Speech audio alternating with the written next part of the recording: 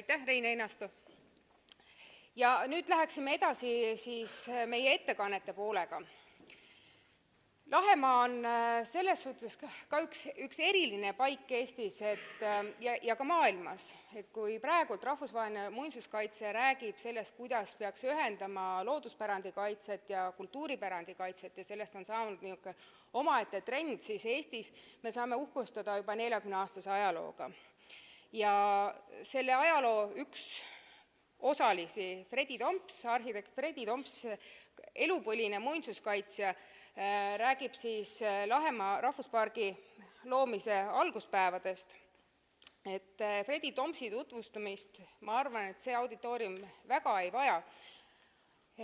Tema tööpõld on lai, aga kindlasti tuleb esile tõsta seda, et tema tegevuse ajal siis arhitektuurimälestiste kaitseinspektsiooni juhina tegeleti siis uhke ja tunnustatud linnuse ja linnapärandi kõrval ka väga tõsiselt maa-arhitektuuriga. Ja ma arvan, et Lahemaad võib Fredi Tomps kindlasti pidada üheks oma elutööks. Loodan, et me ei nõus. Palun.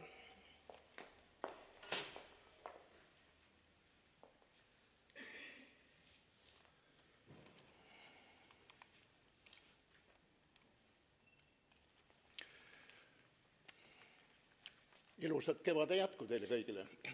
Ja ma tahan tingimata rõhutada ka seda, et soovin, et lähiajal ka kohtuksite mulle meie kultuuriväärtusega või arhitektuurimälestisega, sest praegu jätkub veel üsna edukalt muinsuskaitse kuu. Ja see kestab veel kuni 18. maini. Nii et olge head ja tingimata käige mõne arhitektuuriväärtuse juures. Ja kui te Tallinnast välja lähete, siis leiate väga palju selliseid ehitisi Eestis. Ma pean ütlema, et Eesti on väga rikas arhitektuuri väärtuste poolest, ainult et me ei ole suutnud või ei ole jõudnud kõiki seda esile tuua nii, et kõiki seda teaksid. Kuid teil ei pruugigi kaugele minna, lähete jalutama Tallinna vanalinna.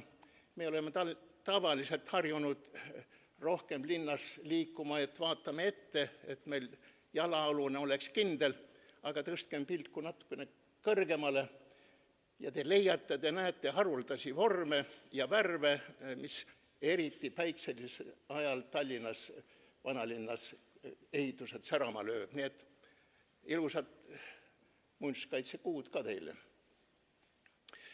Nüüd minu ettekanne või jutt õigemini, ma peaksin ütlema, et see on jutustus ammu möödunust ajast, nagu juba öeldi, minu aeg Lahemaal algas 40 aastat tagasi, see on jah, vähemalt minu jaoks on ta pool elu olnud. Ja see algas sellega, et kuna Lahemaa piirid olid juba enam-vähem ära märgitud ja mõni kuu enne selle nii-öelda kinnitamist kutsuti meid üles Toompeale ja just sellepärast, et ma seletaksin ära, mida teha nende ajalooliste ehitistega, mis parajasti Lahemaal olid. Tol ajal oli Lahemaal kaitse all meil üsna vähe, üks kirik,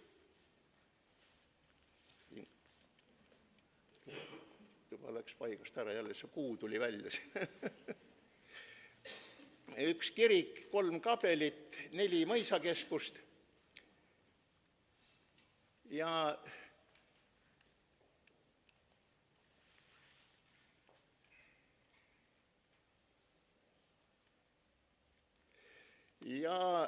üks kõrtsihoone ja rohkem ei olnudki ja selle tõttu minul ei tekkinud erilisi probleeme, välja arvatud see, et need hooned, mis kaitse all olid peale kirikute ja kabelite, mõisad olid ääretult halvas seisus. Tähendab, Kolga mõis oli Kahala sovhoosi käsutuses, Palmse oli maha jäetud, seal oli kunagi pioneerlaager, Sagadi oli kunagi koolimaja, see oli maha jäetud, suurem osa hooneid olid varemetes, ainult 4 hoonet oli katuse all.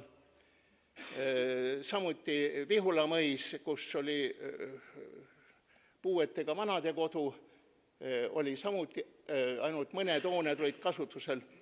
Ja tekkis selles suhtes probleem, et mismoodi arhitektuur, eriti ajalooline arhitektuur, peaks hakkama kajastama siis Lahemaa rahvuspargis. Ja minule tehti ülesandeks nädala aja jooksul teha ettepanekut muinsuskaitse või arhitektuurimeeste kaitse korraldamise kohta Lahemaal. Seda ma ka tegin ja veidi hiljem öeldi mulle nii, et mul tuleb hakata kogu Lahemaa territooriumil ehitustegevust kontrollima ja suunama. Otsustati nimelt, et millel määral peaks siis Lahemaa rahvuspark erinema üldse tema kõrval olevast Eestist. Tavaliselt ju oli väga probleemikas üldse see Lahemaa loomine tol ajal, sellepärast et vene keeles kõlas ta üsna halvasti natsionaalne park. See natsionalism oli ju üks verivaenlane tol ajal ja selle eest sõideti pikale Siberi teele.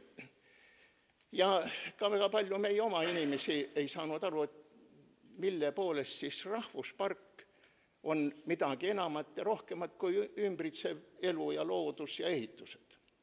Ja selle tõttu oligi esimeseks probleemiks see, et kuidas peaks rahvuspark hakkama ennast näitama. Ja minul oli see ka selles mõttes probleem, et mina olen muidugi sündinud maal ja mitte kaugel just Lahemaa rahvuspargi idapiirist. Talupaana ma nägin, kuidas isa oma taluhooneid üles ehitas, kui palju see aega ja vaeva võttis.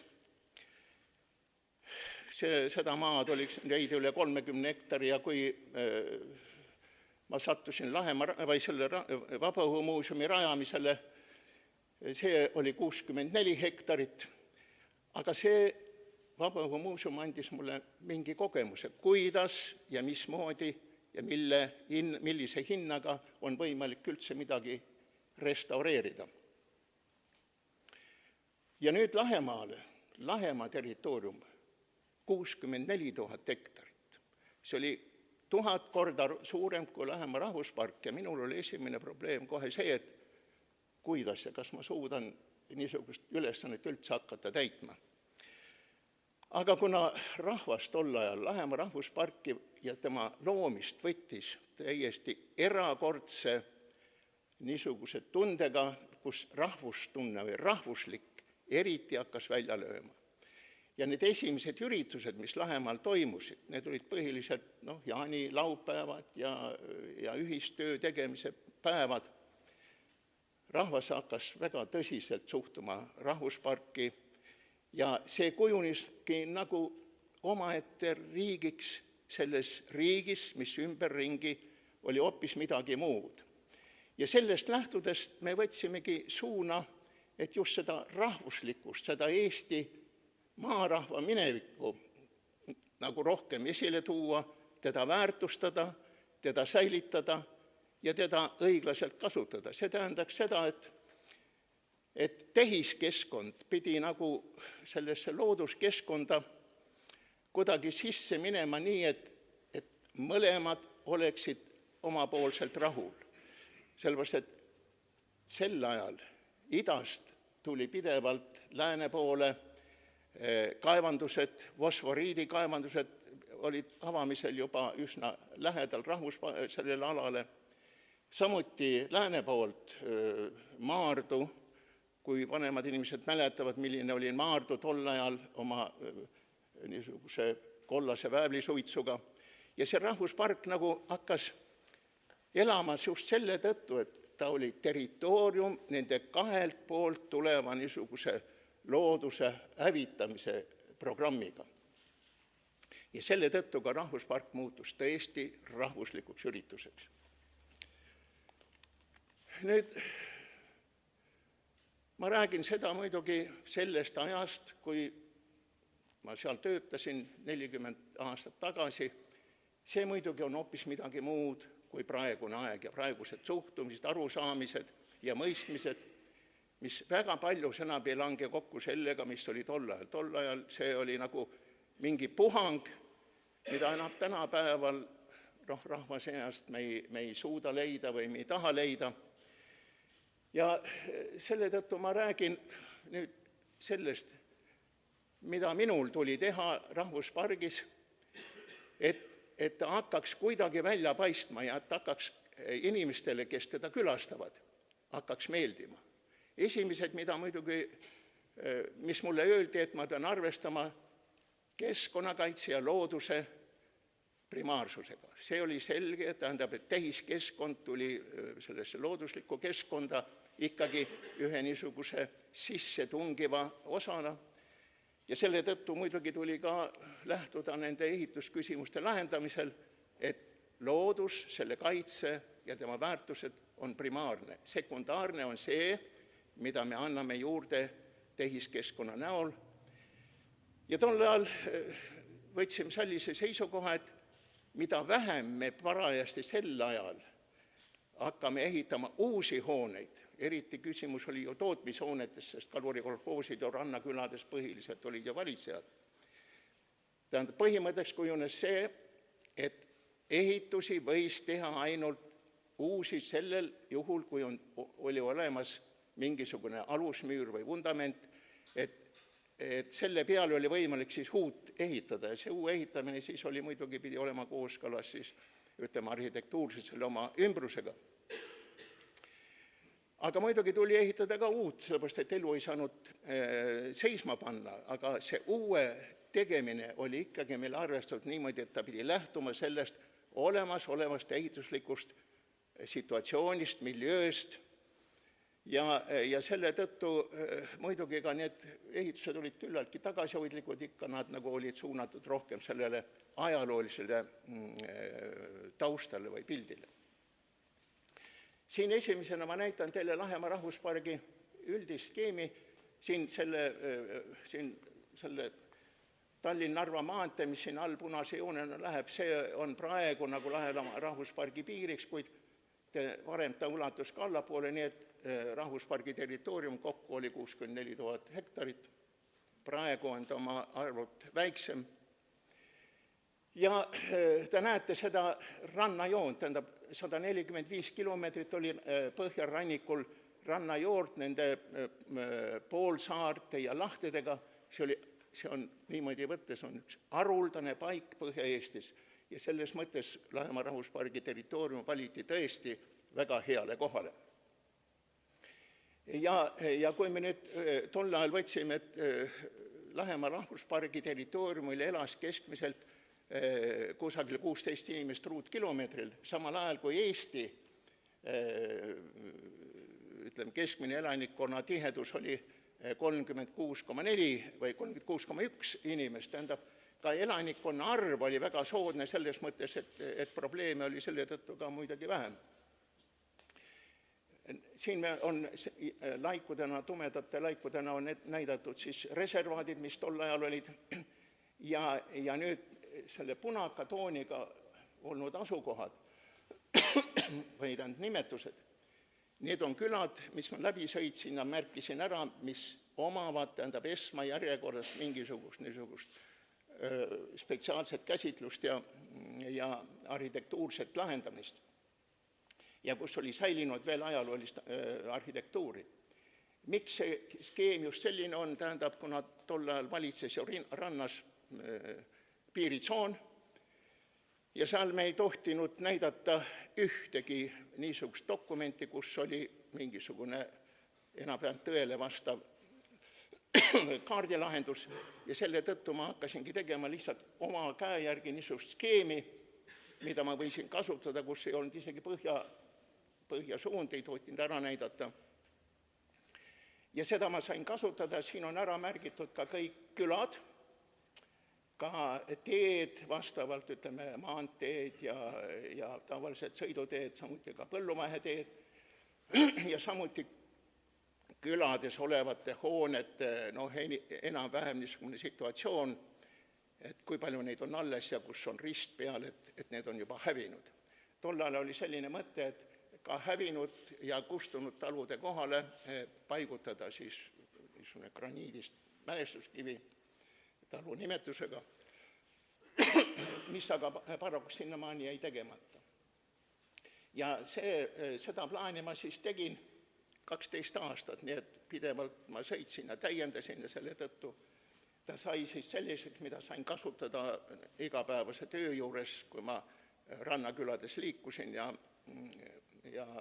kui piirivalvega kontrollima tuli, ja seda tehti üsna tihti.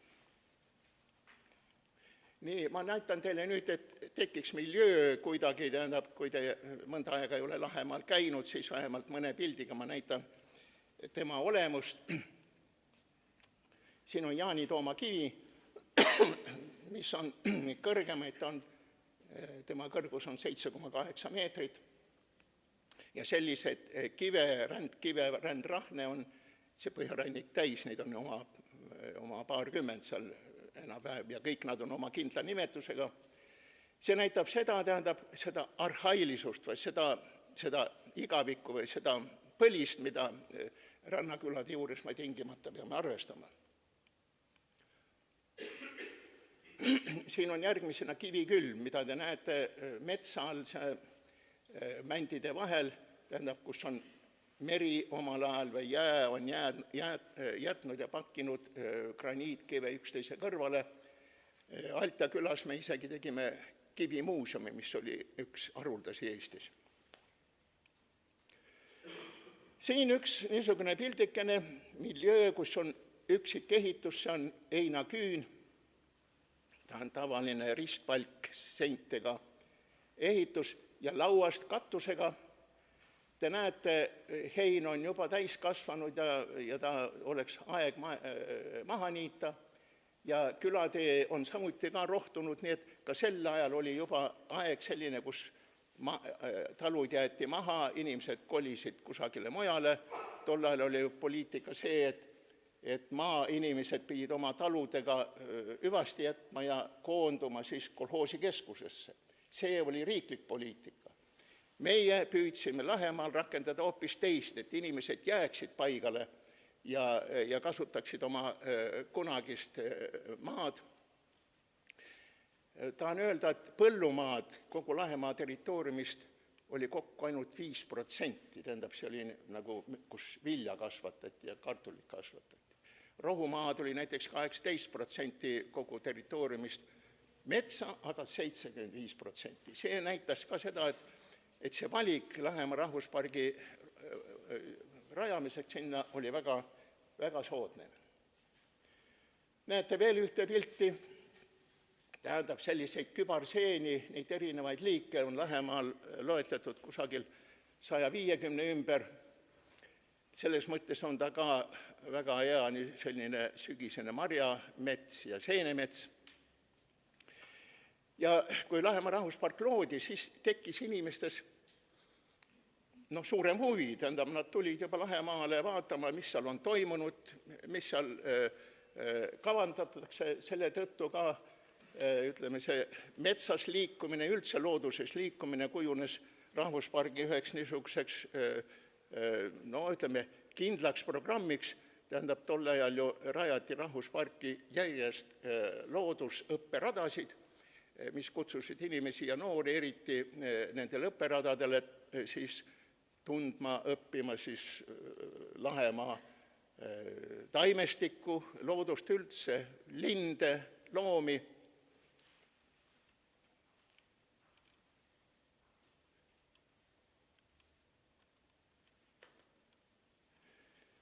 Nüüd ma ütlesin, et 75% oli Lahemaa territooriumist metsa all ja see on nüüd, ütleme, niisugune väga tüüpiline näide juba, ütleme, Tallinn-Narva maantee poolt, kui te hakkate Kolga poole sõitma, tähendab, selline metsaalune on üsna tavaline ja sügisel seenemetsa kui palju seal.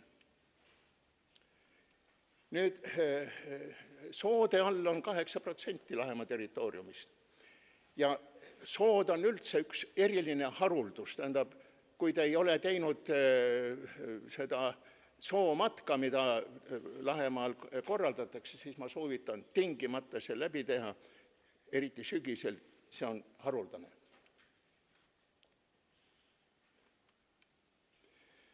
Nüüd inimasustuse juurde. Tegelikult Lahemaa territoorium, eriti tema läänepoolne osa, ütleme, Kahalajärve ümbrus, see on inimasustuse üks vanimaid paiku Eestis. Ja siin on küll Tõugu küla kalmed, kuid Kahala järve ümbruses on neid, näete, haud haua kõrval. See on erakordne maastik. Väga kahju on see, et osa sellest, eriti Kahala järve ümbruse ja Pudisuu jõe kaldalt kuni mereni, on ära lõigatud nüüd suvilate jaoks. See on üks arusaamatu asi, mis on Lahemaal viimastel aastatel tekkinud.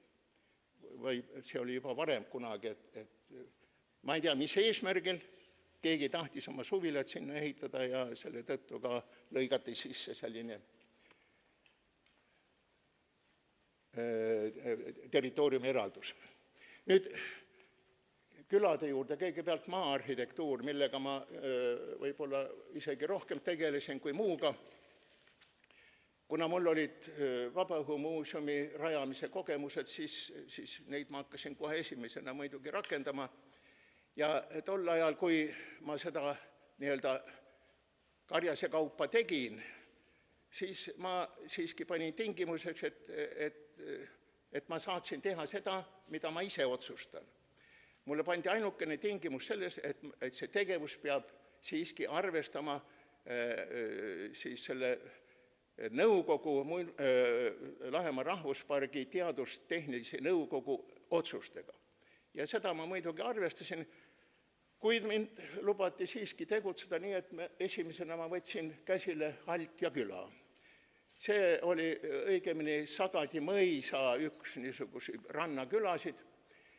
Ta oli ka peaaegu välja surnud, tähendab mõned kaluri perekonnad seal veel elasid, kuid ta oli üks niisuguse hääbuvaid rannakülasid, kus pooled majapidamised olid juba kas olid maha jäetud või lagunemisel. Ja me võtsime siin ka programmi tema uuesti ülesehitamisele. Ja selle tõttu, et seda teha, tähendab, me tegime küllalt põhjalikud uurimised, kõigepealt ajalooline materjal, mis me arhiividest kätte saime. Peale selle ma lasin teha ka väga põhjaliku ajaloolise õiendi, mis tervet seda küla ajalugu väga selgelt välja tõi. Ja nende materjalide alusel hakkasime siis tegutsema kõigepealt. Siin on talude nimekiri, mis on nüüd rannakülades Altja ja Natturi ja Lahe ja Lobi. Tähendab, need on kõik väga täpselt on siin välja toodud. Ja seal samal Altjal nüüd esimeseks niisuguseks tööks oli külavainu tagasitoomine. Esimeseks ehituseks oli külavainule kiige ülespanek. See tuli uuesti teha. Me teadsime, et ta oli seal olnud kunagi, isegi see post, see on vana post veel, ainult kiike ei olnud. Ja ehitajateks kujunesidki ümberkaudsed kalurid, vanad kalurid, kes enam merel ei käinud, kuid oskasid puuduid üsna hästi ja tänu nende meeste tublile tööle me hakkasime peale siis sellest kiigest. Järgmisena oli kõrts. Tähendab, kõrts oli maa pealt täiesti ära kadunud, kuid alusmüürid, need kivid olid olemas. Ja kuna rahvas rääkis, et ta sarnanes täpselt seal läheduses olevale kõrvekõrtsile, see on kõrvekõrts, mina võtsin ta siis aluseks, selle kohta olid, Karl Tihas oli kunagi teinud väga täpsed ülesmõõtmised, joonised. Ja selle sama kõrtsi panime paika siis seal Altal mäekõrtsina ja siin ta on nüüd olemas ja need samad mehed, kes seda kiike üles ehitasid, võtsid ja ehitasid üles ka selle kõrtsihoone. Mida me sellega saavutasime? Kõigepealt see, et elu muutus selles külas kardinaalselt. Hakkasid toimuma kõigepealt jaanilaupäevad, igasugused muud kokkutulekud ja oli võimalik siin süüa saada, juua saada, tantsuväljak oli seal kõrval, kiige peal kiikuda ja tema, ütleme, niisugune populaarsus kasvas väga ruttu ja isegi näiteks Taani kuninganna on siin tantsu löönud ja selles kõrtsis söönud ja väga paljud niisugused külalised, kes meile Eestisse saabusid. Ja see oligi nagu esimene eesmärk, et uuesti elu tagasi tuua, et inimesed ei kaotaks seda lootust, et koha peal enam ei ole võimalik midagi ette võtta.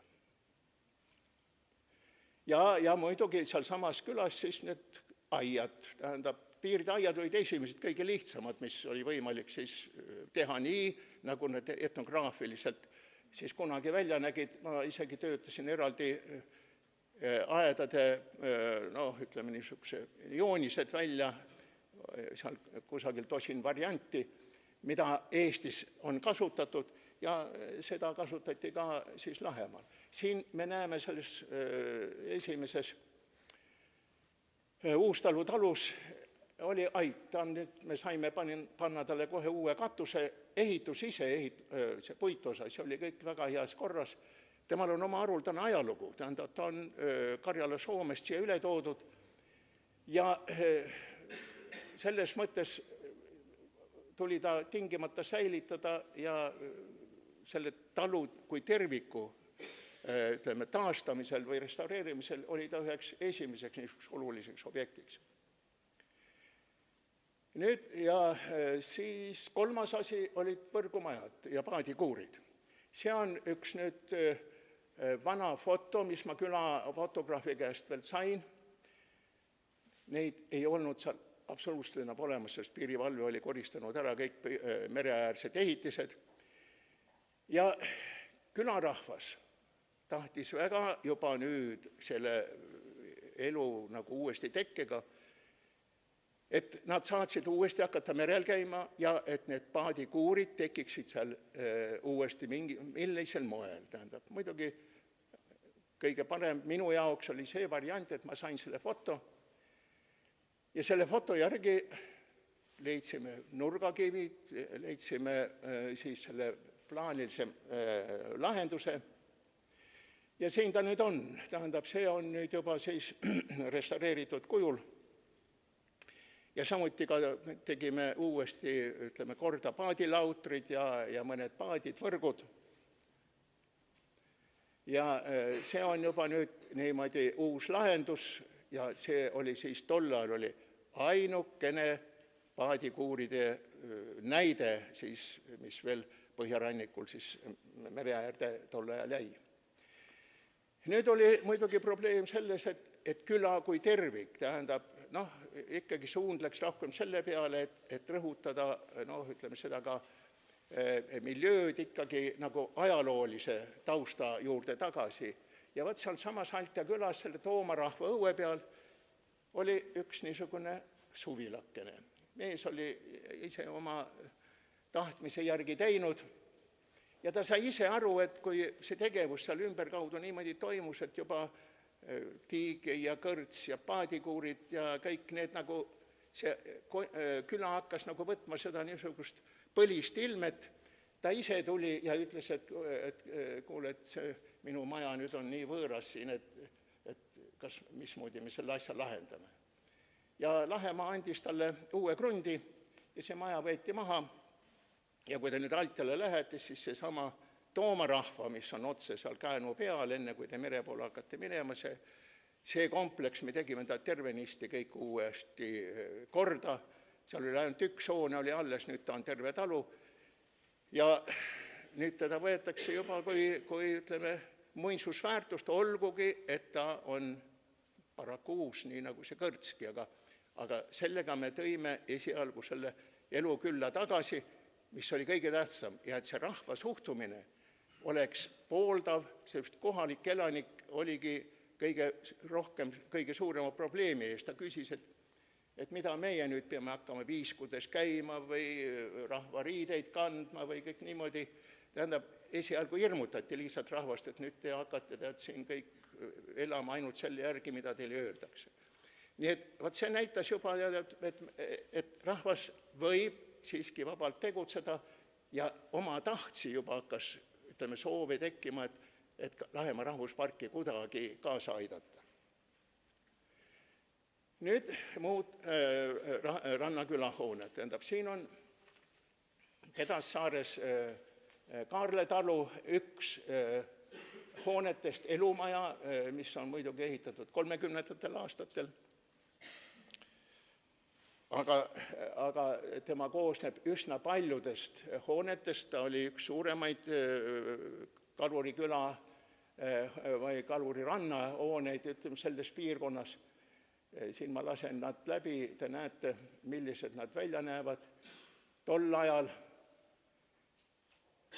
Ja kui palju ma leidsin sealt tarbevara, esialgu see peremees küll oli väga umbuslik, et miks ma tunnen huvi selle vastu, mis tal aida sees on, et ja küll vaata järgi, tead, näed, mis väljas on, aga see on minu vara.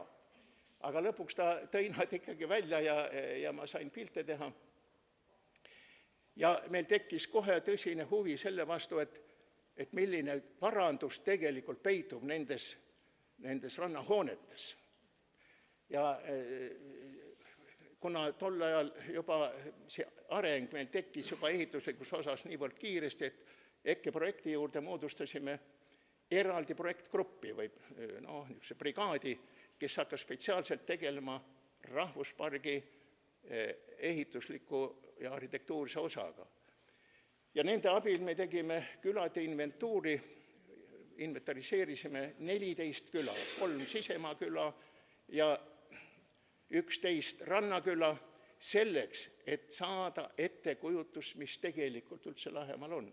Ja kaasa arvatud ka tarbevara, tähendab, see eriline väärtus, mis nendes hoonetes sees oli, selle me tahtsime ka teada saada, et seda kuidagi ka lähema kasuks või abiks nagu kasutada. Siin on sellest samast aidast on üks laeva käilakuju, jälle niisugune haruldane asi, et parimat või väärtuslikumat muuseumi eksemplare otsin. Ja siin on nüüd, ütleme, kõige viimane elumaja, tähendab, sellist nagu 2 elamut on selles talus, erinevad ehitusperioodid ja samuti kõrvalhooned, siin on eterniitkatus, lihtsa vooderdusega, seal samas kõrval on ristpalkseintega lahutud vana ait kivikatusega. Tähendab, küsimus ongi selles, et mida me seal teeme niimoodi, et ta siiski kogu see asi ka viisakamalt välja näeks. See ongi nagu arhitekti ja ajaloolase ülesanne, et ta koos selle asja niimoodi paika paneks, et vana vara, see, mis väärib säilitamist, restaureerimist, et see saaks oma õige suuna, õige programmi. Ja siin nüüd see tarbevara kohta me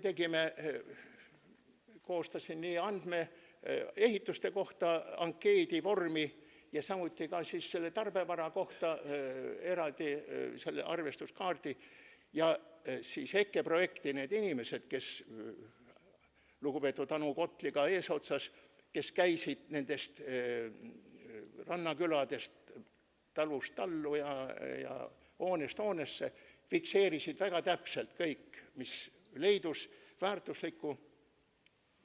Siin on nüüd see ankeet, mille ma koostasin lihtsalt, et iga talu kohta koostati sellise formulari järgi andmestik ja sinna sisse läksid siis täpselt mõõdistatud hoonete plaanid ja fotod ja siis vanuse kirjeldus ja seisundi kirjeldus ja kõik sellised.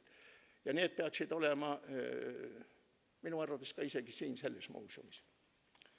Aga see oli materjal, mille järgi me saime hakata analüüsima seda, millised väärtused, ajalised väärtused on lähemal olemas, mis on võimalik kasutusele võtta ja kuidas ülejäänud osas siis käituda uuemas osas. Nüüd läheme mõisa juurde, tähendab, kuna ma rääkisin, et on 4 mõisa lähemaal, mis vajasid kohe alguses hoolitsevad kätt, sellepärast, et nad olid kõik sellises seisus, et kui oleks veel, ütleme seal 10 aastat, siis oleks olnud lõpp kogu sel lool. Ja mulle anti selles mõttes nagu õigus otsustada, mida nende mõisatega ette võtta.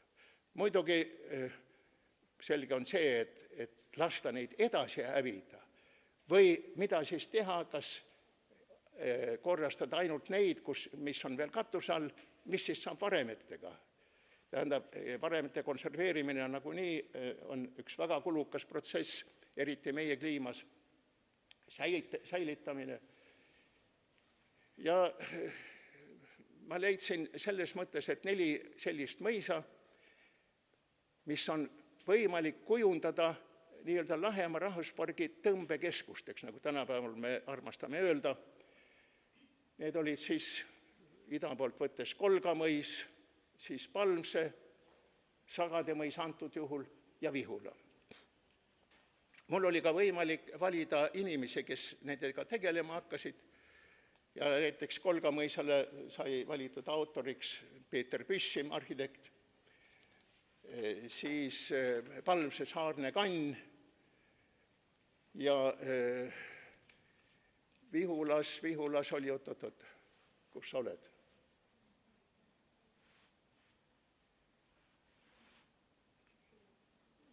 Urmas, oled sa siin või? Ma nägin sind. Oled ju siin. Urmas Arike. Tähendab, need olid noored arhitektid ja inimesed, keda võis usaldada, kes hakkasid tõsiselt tegutsema nende mõisetega selle eesmärgiga, et nad mitte täielikult ära ei häviks. Ja tänu nende töödele, mis nad tol ajal tegid, on need välja arvatud muidugi Kolga mõis, mis oli Kahala sovhoosi keskus ja administratsioon, ainult tema jäi maha ja me näeme, mis Kolgas praegu toimub. See on kohutav. Nüüd 25 aastat on ainult toimunud üks suur lagunemine. 18 hoonest on katuse all veel ainult 4. Aga sel ajal olid nad kõik katuse all. Aga vaatame neid ülejäänuid, tähendab, minul oli au hakata tegelema Sagadi mõisaga, sellepärast, et Sagadi mõis kuulus Rakvere metsamajandi valdusesse ja nemad tegid mulle ettepaneku, et kui sa tahad midagi siin imet teha, tule ja aita. Tähendab, ja selle tõttu ma saangi ainult rääkida praegu konkreetsemalt Sagadist, mis on tegelikult, ütleme, nagu minu tööks olnud. Ja siin ma toon tagasi selle, tähendab, need mustaga tähistatud hooned, need olid laguneva katuse all, aga katus oli siiski veel olemas. Nüüd see, mis on kõik punasega, need on, vabandage väga, uuesti üles ehitatud vanadele müüridele, vanad müürid olid veel kuidagi alles.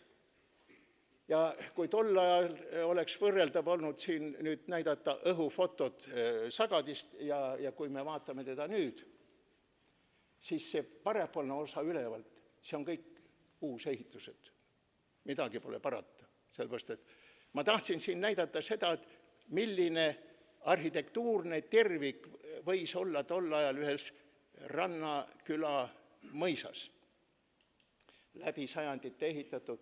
Ja kõik ülejäänud hooned, ma edaspidi näitan natukene täpsemalt, aga mis on Sagadi või Palmse või Vihula, mis nad nüüd on. Möödunud aasta nad said eripreemia konkursil, tähendab niisuguse uue elu ja edeneva niisuguse elutegevuse eest. Nii et see ütleme niisugune mõte ja programm, olgugi, et mind on süüdistatud spetsialistide poolt selles, et ma armastan liiga palju uut vana teha. Aga teatud olukordades me lihtsalt ei saa sellest loobuda, kui on tegemist, ütleme, sellise eksisteerinud haruldase mõisaansambliga. Ja tõesti Sagadi mõis, siin oli 24 hoonet, mis, ütleme, selles keskuse kompleksis. Praegu on siin, te näete, kokku on neid seal allpool veel teist lisahoonetega on 21. Ja nendest oli katusel all ainult 5. Ülejäänud on kõik uuesti tagasi tehtud. Nii-öelda, aga ta on oma mahult ja oma plaanilahenduselt on ta täpselt see, nagu ta oli, ütleme, 150 aastat tagasi. Nii et selles osas ma võin teile ausõna anda, et see niimoodi on.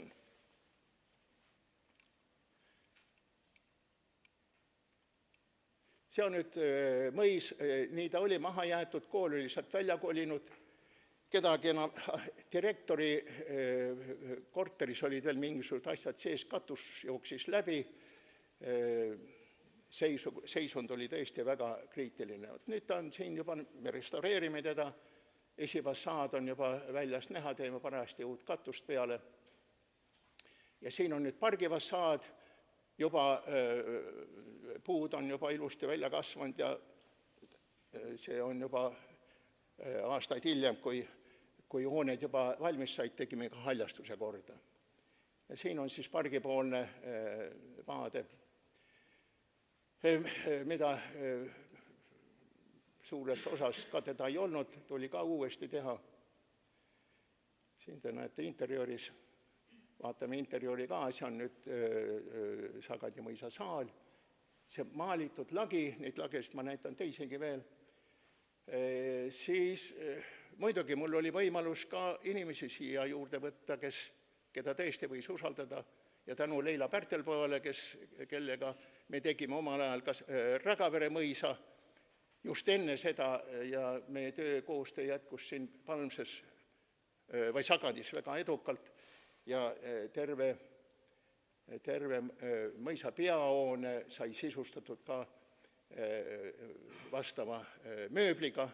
Meil oli eraldi komisjon, mis töötas, kogu vabariigis otsisime mööblit. Siin amfilaad, mis näitab seda arhitektuurset põhimõttelist lahendust, mis mõisas oli küllaltki traditsiooniline. Ja pööningu, tähendab, siin ma tegin ka niimoodi, et me soojustasime pööningu ja pööning sai ka üheks nagu eksponaadiks, kus on võimalik seda konstruktsiooni vaadata ja sinna me kogusime siis selle mööbli, mida me parajasti kasutada hoone ekspositsioonis ei saanud. Siin näiteks, seal on praegu 7 maalitud lage. Tol ajal oli näha ainult 2, tähendab 5 lage olid uuesti värvitud ja krohvitud niimoodi, et me ei teadnudki, et üldse need värvitud maalingud seal on. Ja kui me lammutasime ühes ruumis, kus oli Irlem ehitatud juurde vahesein, siis laest oli välja elus puhas maaling. Ja siis me hakkasime kõiki neid lagesid toksima ja uurima, kaasa arvatud ka saalilagi, mis oli ka üle värvitud ja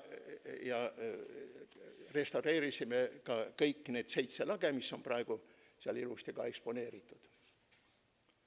Nii mõned fotod veel, ütleme siin hoone eest, sillutised ja postid said uuesti paika pandud. Siin on nüüd jälle üks niisugune uus hoone, mille ma pidin tegema lihtsalt kohaliku rahva jutustuse järgi. See on, kuidas mõisas nimetati, oli kavaliirhaus tavaliselt, kui mõisas oli ikkagi tütreid rohkem kui 1, siis need kavaliirid käisid külas ja siis need võisid siis eraldi selles hoones seal ööbida. Palmses on ta originaalis olemas.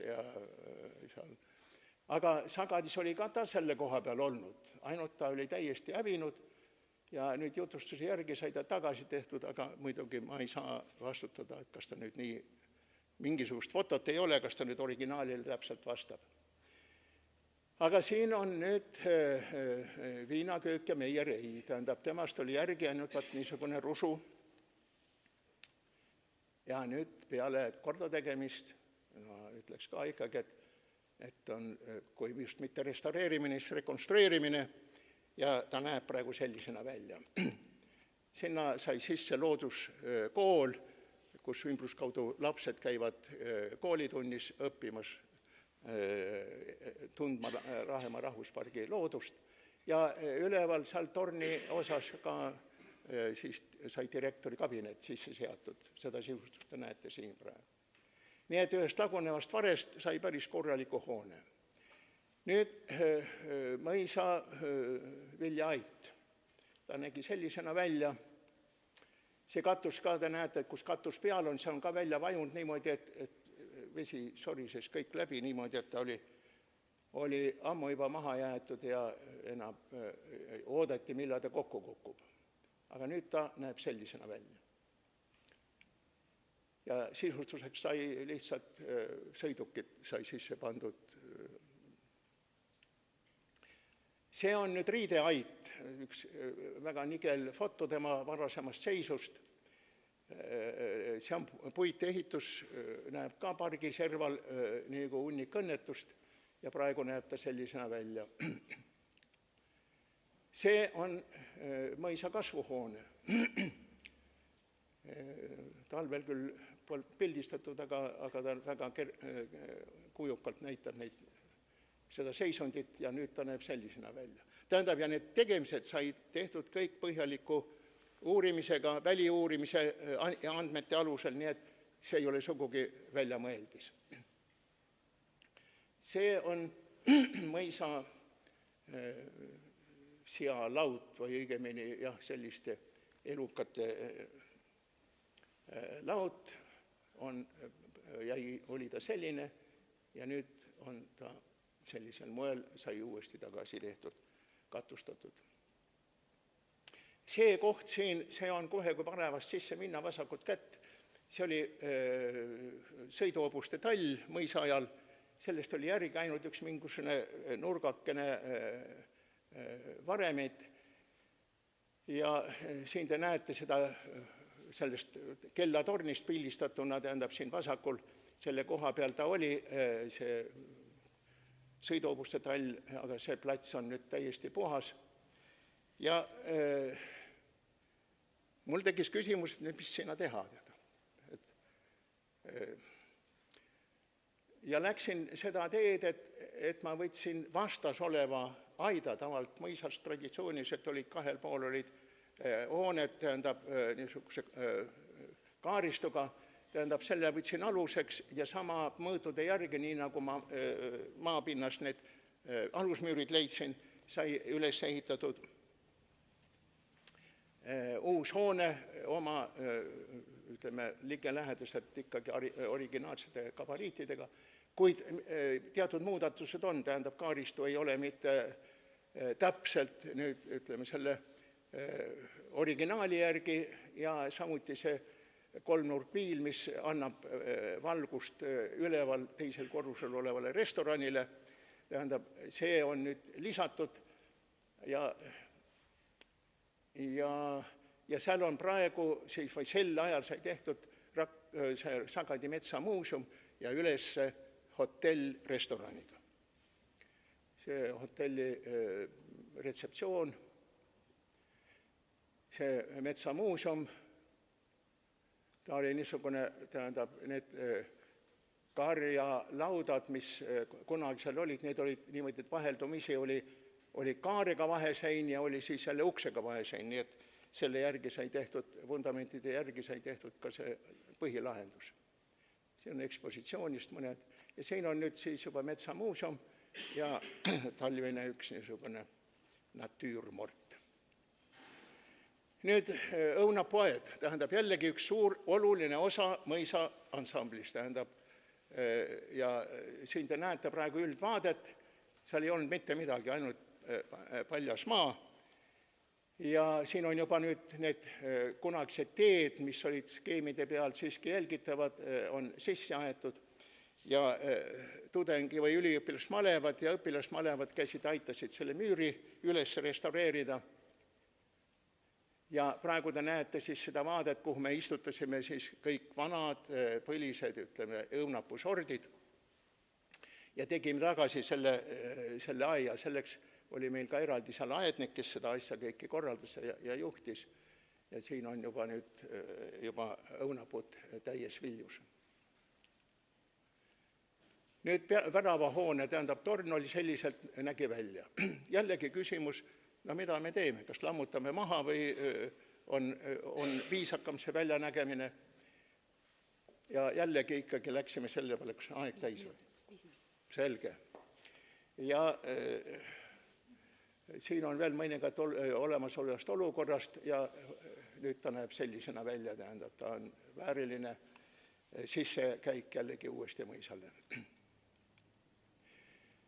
Nüüd küladest, siin on Käsmu. Käsmu on teatavasti kaptenite küla, suured ja võimsad meresõitjad, laevaehitajad, kes seal elasid, kaptenid, piirituse vedajad. Ja selle tõttu ta oli ka meil erilise tähelepanu all ja praegu siin on nüüd selle poolsaare, Käsmu poolsaare plaaniline lahendus, kus me kõik need kunagised teed, mis siis juba kohalik rahvas veel mäletas, need on fikseeritud, samuti kõik need kivid ja teedel olid erinimetused ja kõik, et seesama, ütleme, kunagine situatsioon uuesti elustuks. Ja Käsmu teatavasti on ka, ütleme, kultuuriväärtuste poolest erilisel kohal. Kõige, see on nüüd Kalmistu kabeli juures, sinna on maetud ka väga paljud väärikad Käsmu inimesed ja skulptor Raudsepa Signe, ühe rikkama ja jõukama mehe Tiidemanni tütre aual on, ütleme, eriline kultuuriväärtus, aga samas on ka väga palju hauatähiseid siin nendele käsmulastele, kes on kusagil mujal maailmas lahkunud. Siin te näetegi, need on Kristenbrunnid. Nüüd Metsa või Lahemaa rahvuspargi, kuidas öelda, tahtsime teha ka ühe muuseumi, kuna see oli merekool, kunagine merekool, hiljem ka kordon ja samuti oli ta piirivalve käes. Üks vahe ta anti meile nagu tagasi ja me hakkasime sinna muuseumit tegema.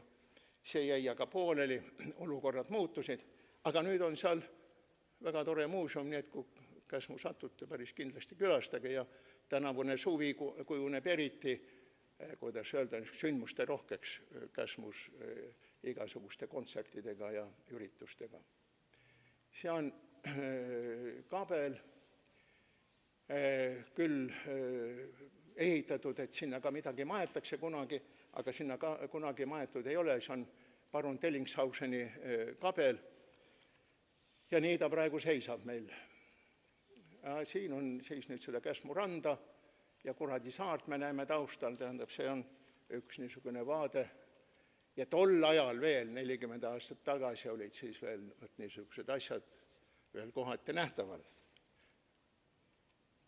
See on nüüd esimene Käsmus, mida ma hakkasin restaureerima, see oli Metsavahi kontor ja see sai ka seal valmis tehtud.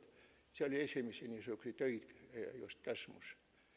Ja siin üks pilt, see taustal on seal taga, see on Võsu kõrts, väga tore ka, niisugune imposantne ehitus oli ja tauline Ford sõitis siis Võsu ja Käsmu vahet, tähendab, see oli nagu niisugune suvitajate ühendus ja meilgi oli niisugune mõte, et vanad sõidukid võiks panna isegi ka sinna liikuma, ja kuna see Missi Issi oli just üks niisugune mees, kes kogus neid vanu sõidukeid, ta oleks olnud valmis, ta Palmses hoidis hulk aega neid sõidukeid, et oleks olnud valmis ka oma sõidukeid siis kasutada andma. Ja siin muidugi istume koos või kükitame koos just Võsu, Käsmu generaalplaaniga. Paremalt arvates on rahvuspargi esindaja Laipaik, siis teie ees kõneleja, arhitekt Voldemar Herkel ja projekti autor Eesti projekti Selva Kilps, kes seal natukene seal paistab, nii et me just arutame parajasti seda detailplaneeringut. Ja Alt ja Kõrts, mis siis muutus selle küla nii-öelda keskpunktiks. Ja nüüd ma tahan öelda ühte, et need üritused, mis Lahemaal hakkasid toimuma, ma siin just näitan paari niisugust kaadrit, kus ükskord toimus Palmses niisugune hilisõhtune või poolkaudu öölaulupidu, kus 4 koori paigutati erinevatesse kohtadesse vee äärde. Ja see oli augustikuu, niisugune sume õhtu, kus juba päike oli loojunud ja nad kordamööda laulsid, tähendab niimoodi. Ja vesi kannab ju väga hästi häält. See ei olnud avalik kontsert, vaid inimesed lihtsalt said teada ja nad tulid sinna. sellepärast, et see oli juba puhtrahvuslik selline, et keegi eriti ei tahtnudki suure kella külge panna, et tõesti satuksid sinna inimesed, kes seda, ütleme, Lahemaad ja neid üritusi armastavad. Ja tõesti need laulud, need rahvuslikud laulud, mis tol ajal kõlasid, see oli 87. aasta kuskil. Inimestel olid pisarad silmis. Ja see on üks nendest, kus ka laulukooris on see Palmse pargis Brest nimetatakse, mis ka restaureeriti üles täielikult. Ja siin on Kaskaadisild, jällegi üks koor oli sellel sillal. Siin ma tahtsin näidata, et need on nüüd need võrgukuurid siin tagant vaates ja nurga tagant. Me näete ühte kivi, selle nimi on Titekivi. Neid titekive on muidugi Lahemaal minu teada 2, üks on seal kuskil läänepoolses kandis. Ja see titekivi oli alt ja rahvale väga tähtis kivi, sellepärast, et väga vana traditsioon oli, et kui noorikud tahtsid last saada, siis nad võisid valida kas brünetti, blondi või šatääni. Ja vastavalt sellele siis ta pidi käima 3 korda selle kivi ümber ja teda silitama, kas siis ööpimeduses, brünett, või hommikul päikesetõusu ajal, šatään ja päisepäeval valge, blond. Ja siin need on siis Lahemaa taidlejad, juba läkski mul paigast ära, ongi vist aeg lõpetada. Üks pilti veel jäi, aga ma ei saa seda praegu teile näidata. Näete, see on nüüd rahvas, mis kogunes taga, näete, tohutu rida autosid tõendab. Nad tulid küll Valgamaalt ja Saaremaalt igalt poolt, sest Lahemaa tõmbas. Aitäh teile!